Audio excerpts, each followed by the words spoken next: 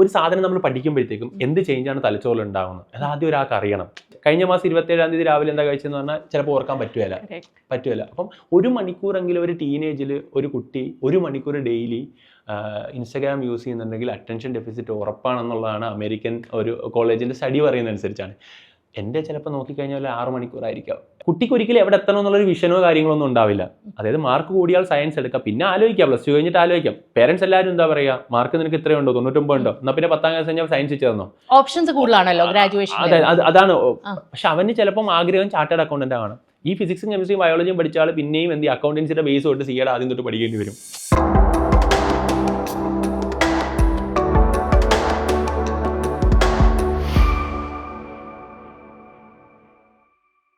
ഞാൻ ഈ ലേണിങ്ങിന്റെ കാര്യത്തിലേക്ക് പോവുകയാണെങ്കിൽ അനന്തു, ഫസ്റ്റ് ഓഫ് ഓൾ ഇപ്പോഴത്തെ ഏറ്റവും വലിയ ചാലഞ്ചസ് കുട്ടികൾക്ക് എന്താണ്? എനിക്ക് തോന്നുന്നത് വളരെ ഈസിലി ഡിസ്ട്രാക്റ്റഡ് ആണ്. രണ്ടാമത്തെ കാര്യം lack of motivation and stress. ഈ 3 കാര്യങ്ങളാണ് എനിക്ക് തോന്നുന്നു ലേണിങ്ങിന്റെ ഒരു പ്രശ്നം എന്ന് തോന്നുന്നത്. അനന്തുവിന്റെ കാഴ്ചപ്പാടിൽ ലേണിംഗ് എന്ന് പറയുമ്പോൾ ഞാനിപ്പം ഏറ്റവും കൂടുതൽ ഞാൻ ക്ലാസ് എടുക്കുന്ന ഒരു കാര്യം സയൻസ് ബിഹൈൻഡ് ലേണിംഗ് എന്നൊരു ടോപ്പിക്കല്ല. കാര്യം അതൊരു ജനറൽ ടോപ്പിക്, എല്ലാവരോടും പറയേണ്ട കാര്യമാണ്.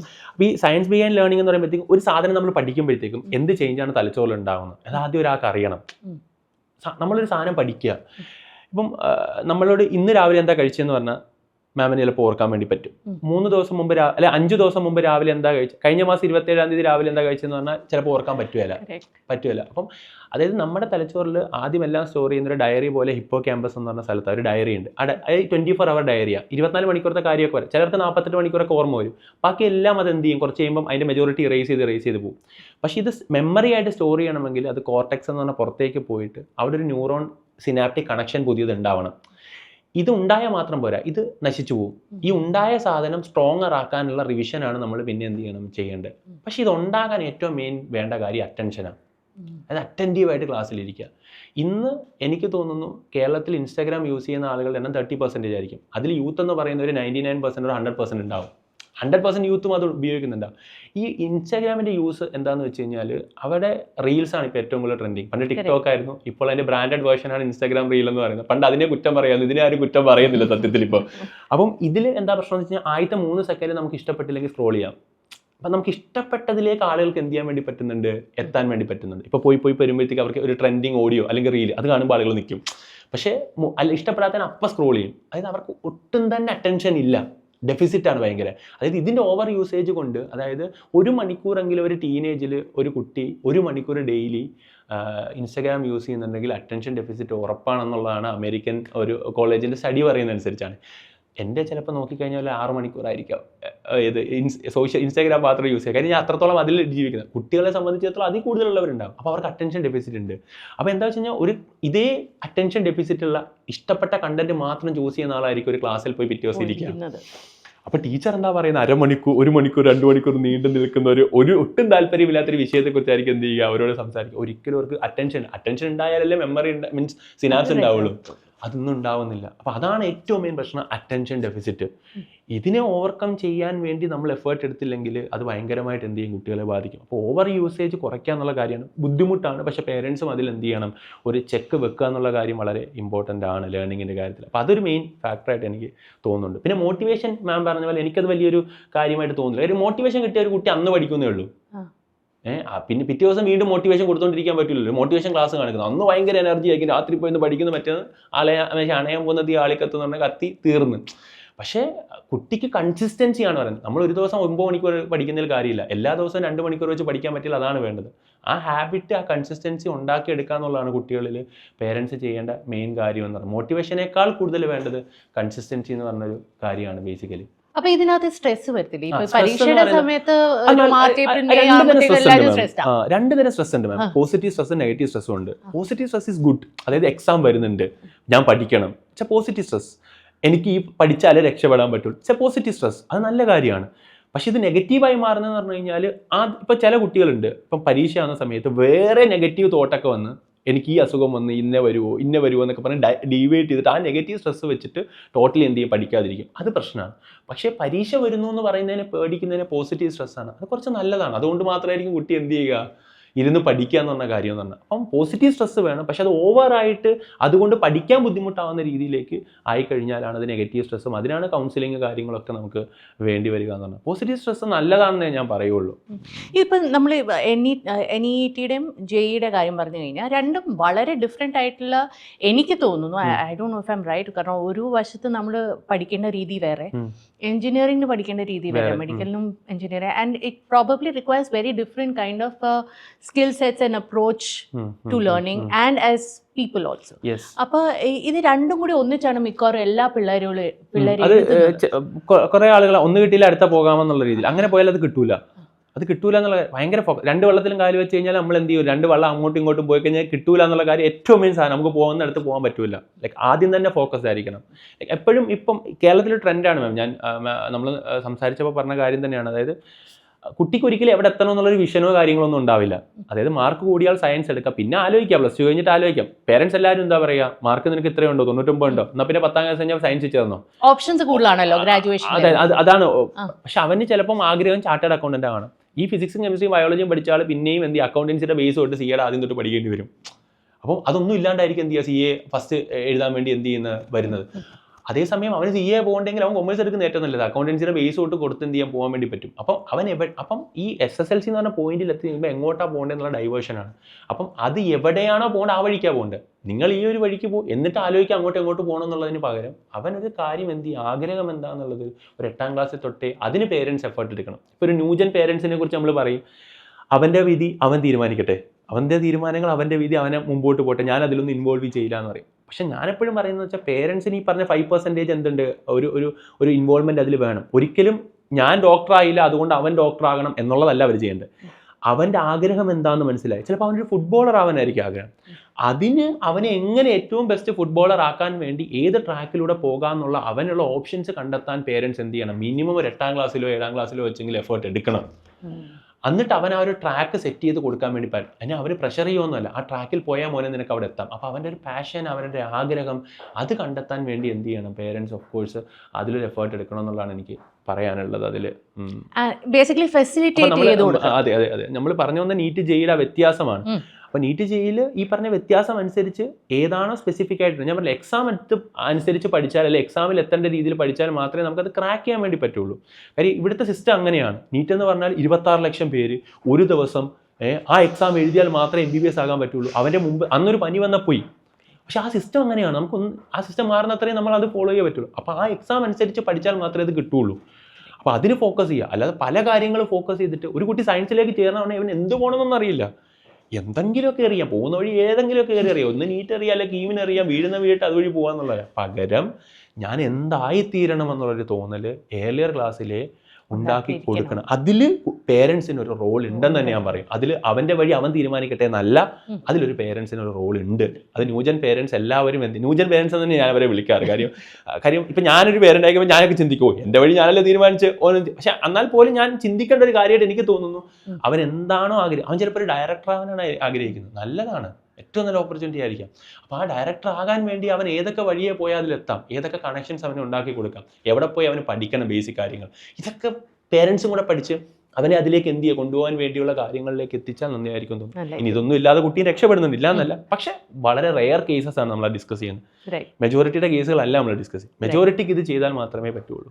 ഇപ്പോൾ അനന്ത് ഫോക്കസ് ചെയ്യുന്നുണ്ട്, നമുക്ക് സാമ്പത്തികമായിട്ട് ഇത്തിരി ബുദ്ധിമുട്ടുള്ള ഫാമിലീസിനുള്ള കുട്ടികൾക്ക് ഒരു ഓപ്പർച്യൂണിറ്റി നൽകുക എന്ന കൂടി ഒരു ഒബ്ജക്റ്റീവ് ഉണ്ട്. Where the fee structure is അങ്ങനെയാണ്, so that everybody can participate. ഈ കുട്ടികൾക്ക് എന്തൊക്കെ കാര്യങ്ങളാണ് നമുക്ക്, എന്തൊക്കെ ഓപ്ഷൻസ് ആണ് നമുക്കുള്ളത് apart from like of course YouTube അല്ലാതെ സ്വയമേ പഠിക്കാൻ ആൻഡ് ഇതൊക്കെ ക്ലിയർ ചെയ്യാൻ അവർക്ക് എന്തൊക്കെ ഓപ്ഷൻസ് ആണ് അവൈലബിൾ ആയിട്ടുള്ളത്? ലൈക്ക് ഫിനാൻഷ്യൽ പ്രശ്നം കൊണ്ട് പഠിക്കാൻ മുട്ടുക എന്നുള്ളൊരു സാധനം ഇപ്പം ഇല്ല. കാര്യം എന്ന് വെച്ചാൽ ഗവൺമെന്റിന്റെ തന്നെ സ്കോളർഷിപ്പുകളെല്ലാം ഉണ്ട്. എൻട്രൻസ് പഠിക്കാൻ വേണ്ടി തന്നെ ഗവൺമെന്റ് ഈ പറഞ്ഞ സാമ്പത്തികമായി പിന്നോക്കം നിൽക്കുന്നവർക്കും പല കാറ്റഗറിയുള്ള ആളുകൾക്കും എൻട്രൻസ് കോച്ചിങ്ങിന് ഫുൾ ഫീസ് എന്ത് ചെയ്യുന്നുണ്ട്, ഗവൺമെന്റ് കൊടുക്കുന്നുണ്ട്. അതൊരു ഓപ്ഷനാണ്. അപ്പം മാത്രവുമല്ല നമ്മുടെ സ്കോളർഷിപ്പ് എക്സാമിനേഷൻ വഴിയും കുട്ടികൾ എന്ത് ചെയ്യുന്നുണ്ട്, പഠിക്കാൻ തയ്യാറായ കുട്ടിയാണെങ്കിൽ അവരെ എത്തിക്കാൻ വേണ്ടിയുള്ള ഈ ഓപ്ഷൻസ് ഒക്കെ ഉണ്ട്. ഇത് കണ്ടെത്തുക എന്നുള്ള മാത്രമേ ഉള്ളൂ എന്ത് ചെയ്യുക അതിനകത്തുള്ള ചെയ്യേണ്ട കാര്യം എന്ന് പറയുന്നത്. അപ്പം അപ്പം അത് ഇപ്പം ഞാൻ MBBS പഠിച്ചു. MBBS ഇപ്പം ഒരു വർഷം 25,000 രൂപ ഫീസ്. പക്ഷെ ഞാനൊരു ഫീസും കൊടുത്തിട്ടില്ല. എനിക്ക് സ്കോളർഷിപ്പ് ഉണ്ടായിരുന്നു. കാര്യം സാമ്പത്തികമായി പിന്നോക്കം നിൽക്കുന്ന ആളാണ്. എന്നെ സംബന്ധിച്ചോളം 1 രൂപ കൊടുക്കാതെയാണ് ഞാൻ എന്ത് ചെയ്തത് 5.5 വർഷം MBBS പഠിച്ചത്. അപ്പം അങ്ങനെ എല്ലായിടത്തും എന്തുണ്ട്, സാമ്പത്തികമായി പിന്നോക്കം നിൽക്കുന്നവർക്ക് സ്കോളർഷിപ്പ് ഉണ്ട്. ചില ആളുകൾ പറയുമോ അതൊക്കെ പൈസ ഉണ്ടെങ്കിലേ പഠിക്കാൻ പറ്റും. അങ്ങനെയല്ല, എല്ലാ കോഴ്സുകളും ഗവൺമെൻറ് സ്ഥലത്തിലുള്ള കോളേജുകളിൽ നിങ്ങൾക്ക് സ്കോളർഷിപ്പോടെ കൂടെ എന്ത് ചെയ്യാൻ വേണ്ടി പറ്റും, പഠിക്കാൻ വേണ്ടി പറ്റും. അപ്പം 0 ഫീസിലാണ് ഞാൻ MBBS പഠിച്ചു തീർത്തതെന്ന് വേണമെങ്കിൽ പറയാം അത് കൃത്യമായിട്ട്. Coming to the part of this, ഒരു റോൾ ഉണ്ടല്ലോ ആസ് എൻ ഓൺട്രപ്രണർ ആൻഡ് വേറൊരു റോൾ ഉണ്ട് as a philanthropist, budding philanthropist. നമുക്ക് ആ ഒരു ഏരിയയിലേക്ക് കിടക്കാമല്ലോ. ഒരു ഓൺട്രപ്രണർ എന്ന നിലയ്ക്ക് ഞാൻ കാണുമ്പോൾ ഞാൻ Xylem ലേണിംഗ് ആപ്പ് എന്ന് വെറുതെ ഇതുപോലെ ലേണിംഗ് ആപ്സിനെ കുറിച്ച് ഞാൻ സെർച്ച് ചെയ്തപ്പോൾ ഒരു 10-30 എണ്ണമാണ് ഇറങ്ങി വന്നത്. ആൻഡ് വലിയ വലിയ brands, you name it, UN academy, ഈ ബ്രാൻഡ്സിന്റെ ഇടയ്ക്കൊക്കെ അത് ഒരു 3 വർഷം കൊണ്ട് ഒരു സ്പേസ് ഉണ്ടാക്കിയെടുക്കുക. What was the biggest asset you had? So students തന്നെയാണ് നമ്മുടെ, അതായത് ബേസിക്കലി പറഞ്ഞ 40 YouTube channels. It's not simple. Like ഈ 40 യൂട്യൂബ് ചാനൽ മെയിൻറ്റെയിൻ ചെയ്തിട്ട് അത്രയും വലിയൊരു കമ്മ്യൂണിറ്റിയെ ബിൽഡ് ചെയ്യുക എന്ന് പറയുന്നത് അത്ര എളുപ്പമല്ല. ഞങ്ങളുടെ പണ്ടത്തെ പോലെയല്ല കുട്ടികളെ സംബന്ധിച്ചിടത്തോളം. കുട്ടിക്ക് ഇപ്പം പണ്ട് ഒരു ഇൻസ്റ്റിറ്റ്യൂട്ടിൽ പോയി ചേർന്ന് അവിടുത്തെ ക്ലാസ് എക്സ്പീരിയൻസ് ചെയ്താൽ മാത്രമേ, അതായത് ഫീസ് അടച്ച് പഠിച്ചാൽ മാത്രമേ അവിടെ എന്താണെന്ന് മനസ്സിലാവുള്ളൂ. ഇപ്പൊ കുട്ടിക്ക് യൂട്യൂബ് എടുത്തിട്ട് ക്ലാസ് കമ്പയർ ചെയ്യാനുള്ള ഓപ്ഷൻ ഉണ്ട്. ആ ഓപ്ഷനാണ് Xylem എന്ത് ചെയ്ത മാക്സിമം ഉപയോഗിച്ചിട്ടുള്ളത്. യെസ്, എന്താണ് എനിക്ക് മനസ്സിലാകും ഒരു കുട്ടിക്ക് എന്താ പ്രശ്നം, ആ പ്രശ്നം എല്ലായിടത്തും അഡ്രസ്സ് ചെയ്യപ്പെടുന്നില്ല. കാര്യം ഞാൻ അതിലൂടെ കടന്നു പോയിട്ടുള്ള ആളാണ്. പല സ്ഥലങ്ങളിലും ഈ പ്രശ്നമൊന്നും അഡ്രസ്സ് ചെയ്യുന്നില്ല. ഒരു ടോപ്പ് സ്റ്റുഡൻസിനെ മാത്രം നോക്കി പോകുന്ന രീതിയിലാണ് എല്ലായിടത്തും നടക്കുന്നത്. അപ്പോൾ ബാക്കിയുള്ളവരെ അഡ്രസ്സ് ചെയ്യുന്ന രീതിയിൽ നമ്മൾ സംസാരിച്ച് തുടങ്ങിയപ്പോൾ മാത്രം, അല്ലെങ്കിൽ ആ രീതിയിൽ അവരെ ക്ലാസ്സുകൾക്ക് കൊടുത്തു തുടങ്ങിയപ്പോഴാണ് ഒരു മാസ് ഓഫ് സ്റ്റുഡൻസ് ആ കമ്മ്യൂണിറ്റി ആയിട്ട് Xylemത്തിലേക്ക് വന്നത്. അപ്പം അതാണ് Xylemത്തിന് മെയിൻ എന്ന് പറയുമ്പോൾ Xylemത്തിന്റെ കസ്റ്റമർ അക്വിസിഷൻ കോസ്റ്റ് എന്ന് എല്ലാവരും പറയും. അതിലാണ് കസ്റ്റമർ അക്വിസിഷൻ കോസ്റ്റ് എന്ന് പറഞ്ഞാൽ ഒരു കസ്റ്റമറിനെ നമ്മൾ സ്റ്റുഡൻറ് അക്വിസിഷൻ കോസ്റ്റ് എന്നാണ് ആ ടേമിനെ ഉപയോഗിക്കുന്നത് നമ്മുടെ ഒരു ഈ എടെക്കിൽ. അപ്പം അത് 0 ഇൻ ദ സെൻസ് പറഞ്ഞു കഴിഞ്ഞാൽ ഇപ്പം വലിയ വലിയ ബ്രാൻഡുകൾ ശ്രമിച്ചെന്ന് വെച്ച് കഴിഞ്ഞാൽ huge above the line marketing എന്ന് പറയും. അപ്പോൾ അതിൽ എന്ന് പറഞ്ഞാൽ ഹ്യൂജ് ലൈക്ക് ബ്രാൻഡിങ്, ലൈക്ക് ഈ പറഞ്ഞ പോലെ ഞാൻ കൂടുതൽ ഡീറ്റെയിലേക്ക് അതിലേക്ക് കടക്കുന്നില്ല. മീൻസ് കോമ്പറ്റീറ്റേഴ്സ് അങ്ങനത്തുള്ള രീതിയിൽ ഞാൻ അതിനെ പറയുന്നില്ല. പക്ഷെ കോടികൾ മുടക്കി വലിയ ബ്രാൻഡ് ആ ഒരു രീതിയിലേക്ക് എന്ത് ചെയ്യുക, ബ്രാൻഡ് ചെയ്ത് കൊണ്ടുവരിക. അപ്പം അതെല്ലാം കുട്ടിയിൽ നിന്ന് തന്നെ ഉണ്ടാക്കണ്ടേ അവസാനം. ലൈക്ക് കുട്ടിയിൽ നിന്ന് തന്നെയല്ലേ നമുക്ക് ഇൻവെസ്റ്റർ മണി വെച്ചിട്ട് ഇതൊന്നും റൺ ചെയ്ത് നോക്കാം. പിന്നെ നമ്മുടെ ഇതൊരു ബിസിനസ് ആണല്ലോ. അപ്പം ഈ സമയത്ത് ആക്ച്വലി ഞങ്ങൾ ഇത് പറഞ്ഞ ഹ്യൂജ് ബ്രാൻഡിങ്ങിലേക്കോ അങ്ങനെയൊന്നും അല്ല പോയത്. പകരം ഞങ്ങളുടെ ടാർഗറ്റ് ഗ്രൂപ്പിനെ കൃത്യമായി ഞങ്ങളിലേക്ക് ഒരു കമ്മ്യൂണിറ്റി ആക്കി കൊണ്ടുവരാൻ വേണ്ടിയാണ് ശ്രമിച്ചത്. അതായിരുന്നു സക്സസ് ആയി മാറിയത്. അപ്പം അവർ തന്നെ ഞങ്ങളുടെ ക്ലാസ് ഇഷ്ടപ്പെട്ട് ഞങ്ങളിലേക്ക് വന്ന് ചേരുക. അല്ലാതെ ഒരു പരസ്യം കണ്ടിട്ട് മാത്രമല്ല Xylemത്തിൽ എന്ത് ചെയ്ത് കുട്ടി വന്ന് ചേരുന്നത്. അപ്പം ഞാൻ ഈ പലപ്പോഴും ഈ വലിയ ബ്രാൻഡ്സ്, ഈ ലേണിംഗ് ആപ്സ് ഉള്ള വലിയ വലിയ ബ്രാൻഡ്സിന്റെ കാര്യം നമ്മൾ പെട്ടെന്ന് വളർച്ച ഉണ്ടായിട്ട് പെട്ടെന്ന് ഇന്റേർണലി ക്രംബിൾ ചെയ്യുന്ന സ്റ്റോറീസ് നമ്മൾ പലതും കേട്ടിട്ടുണ്ട്.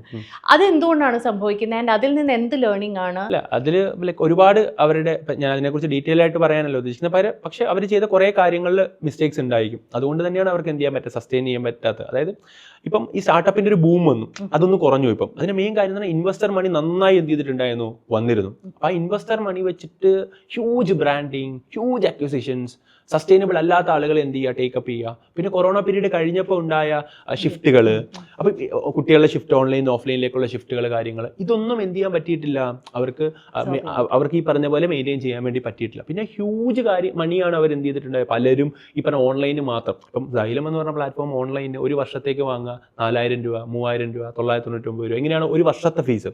അതേസമയം പല ബ്രാൻഡുകളും ആ സമയത്ത് ഇതേ കോഴ്സ് തന്നെ 80,000 85,000 രൂപയൊക്കെ വാങ്ങിയിട്ടുണ്ടായിരുന്നു. പക്ഷേ പല ബ്രാൻഡുകൾ, ഇതുപോലത്തെ പുതിയ ബ്രാൻഡുകൾ വന്ന് ഈ ഒരു കാര്യം ഇങ്ങനെ റെവല്യൂഷനൈസ് ചെയ്യുന്ന സമയത്തേക്ക് അവർക്ക് മെയിൻറ്റെയിൻ ചെയ്യാൻ പറ്റിയിട്ടില്ല ഒന്ന്.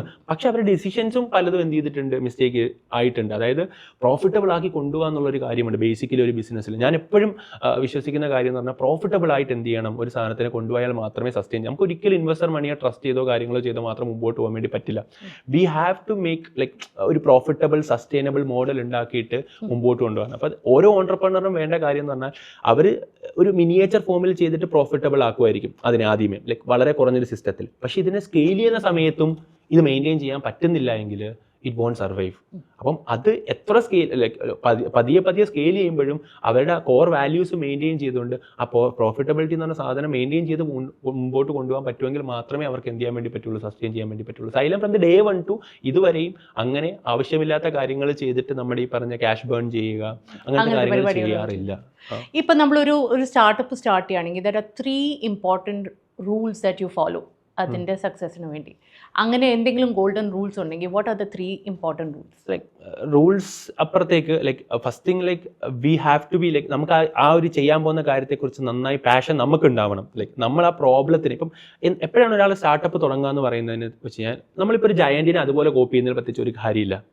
എന്തിനാണ് സ്റ്റാർട്ടപ്പ്? ഒരു നീഡ് ഉണ്ടാവണം. ഒന്നെങ്കിൽ ഒരു എക്സിസ്റ്റിംഗ് ആയിട്ടുള്ള സാധനത്തിനേക്കാൾ വളരെ 10x ബെറ്റർ ആയിട്ടുള്ള ഒരു സാധനം നമുക്ക് ചെയ്യാൻ പറ്റിയാൽ നമുക്ക് തുടങ്ങാം.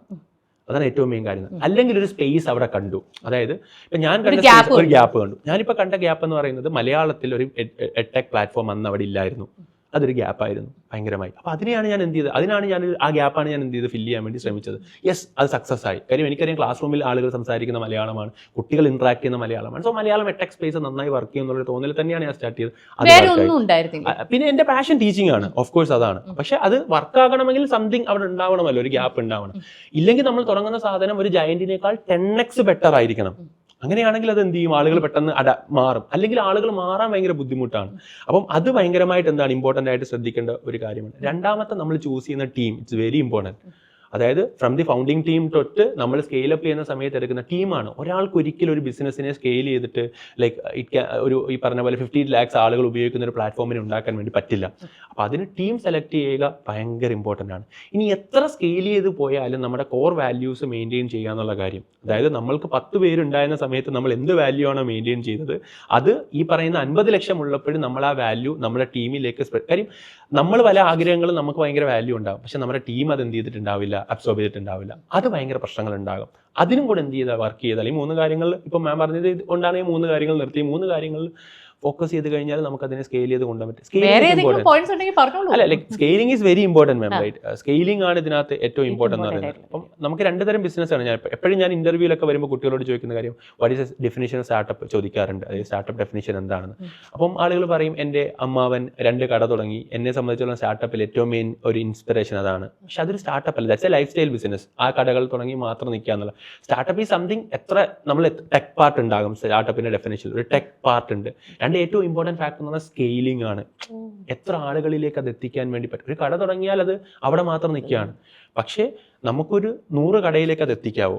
100 കടയിലും അതേ ക്വാളിറ്റി മെയിൻറ്റെയിൻ ചെയ്യാൻ വേണ്ടി പറ്റുമോ? എങ്കിൽ നമുക്ക് അതിന് എന്ത് ചെയ്യാൻ വേണ്ടി പറ്റും? ഒരു സ്റ്റാർട്ടപ്പ് എന്നുള്ള രീതിയിലേക്ക് എന്ത് ചെയ്യാൻ ഡെഫിനിഷൻ, അത് ഒരു ഷോർട്ട് ടൈമിൽ നമുക്കതിന് അവിടെ ടെക്നോളജി നമ്മൾ എന്ത് ചെയ്യും, ഇൻകോർപ്പറേറ്റ് ചെയ്തിട്ടുണ്ടോ, ഇതിനെയൊക്കെ തമ്മിൽ കണക്ട് ചെയ്യാൻ വേണ്ടി, കസ്റ്റമറെ തമ്മിൽ കണക്ട് ചെയ്യാൻ വേണ്ടി, ദെൻ നമുക്കതിനെ എന്ത് ചെയ്യാൻ ഒരു സ്റ്റാർട്ടപ്പായിട്ട് കൂട്ടാൻ വേണ്ടി പറ്റും. അപ്പോൾ അങ്ങനത്തെ നിങ്ങൾക്ക് സ്കെയിൽ ചെയ്യാൻ പറ്റുന്ന ഒരു കോർ വാല്യൂസ് മെയിൻറ്റെയിൻ ചെയ്യാൻ പറ്റുന്ന, ടെക്നോളജി ഇൻകോർപ്പറേറ്റ് ചെയ്യാൻ പറ്റുന്ന കാര്യമുണ്ടെങ്കിൽ ആ ഐഡിയയുടെ മുമ്പേ എന്ത് ചെയ്യണം, പോകണമെന്നുള്ളത് തന്നെയാണ് ഞാൻ പറയുന്നത്.